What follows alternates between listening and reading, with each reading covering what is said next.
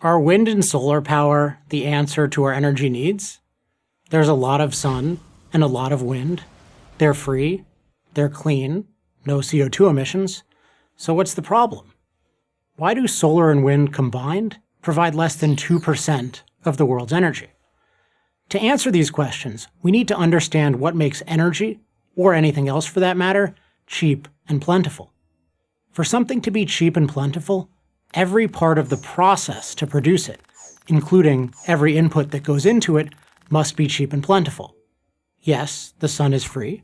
Yes, wind is free. But the process of turning sunlight and wind into usable energy on a mass scale is far from free. In fact, compared to the other sources of energy, fossil fuels, nuclear power, and hydroelectric power, solar and wind power are very expensive. The basic problem is that sunlight and wind as energy sources are both weak, the more technical term is dilute, and unreliable, the more technical term is intermittent. It takes a lot of resources to collect and concentrate them, and even more resources to make them available on demand. These are called the diluteness problem and the intermittency problem. The diluteness problem is that, unlike coal or oil, the sun and the wind don't deliver concentrated energy, which means you need a lot of additional materials to produce a unit of energy. For solar power, such materials can include highly purified silicon, phosphorus, boron, and a dozen other complex compounds like titanium dioxide. All these materials have to be mined, refined, and/or manufactured in order to make solar panels. Those industrial processes take a lot of energy. For wind, needed materials include high-performance compounds for turbine blades and the rare earth metal neodymium for lightweight specialty magnets, as well as the steel and concrete necessary to build structures, thousands of them as tall as skyscrapers. And as big a problem as diluteness is, it's nothing compared to the intermittency problem. This isn't exactly a newsflash, but the sun doesn't shine all the time, and the wind doesn't blow all the time.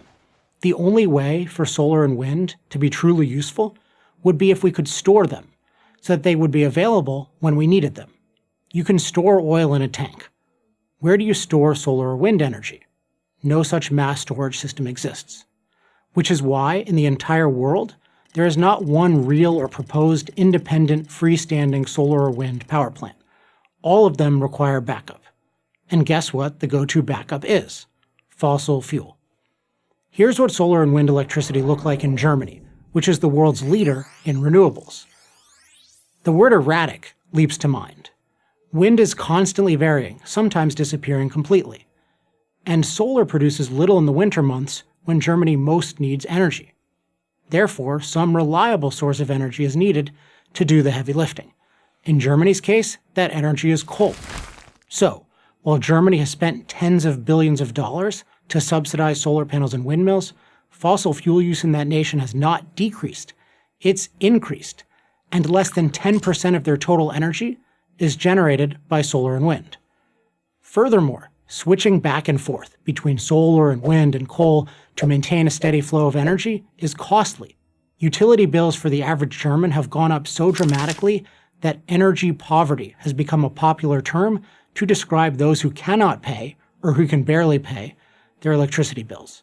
If those bills one day go down, the reason will not be more solar and wind energy, but lower oil and coal prices. There's no free lunch, and there's no free energy, and that very much includes the highly expensive energy from the sun and the wind.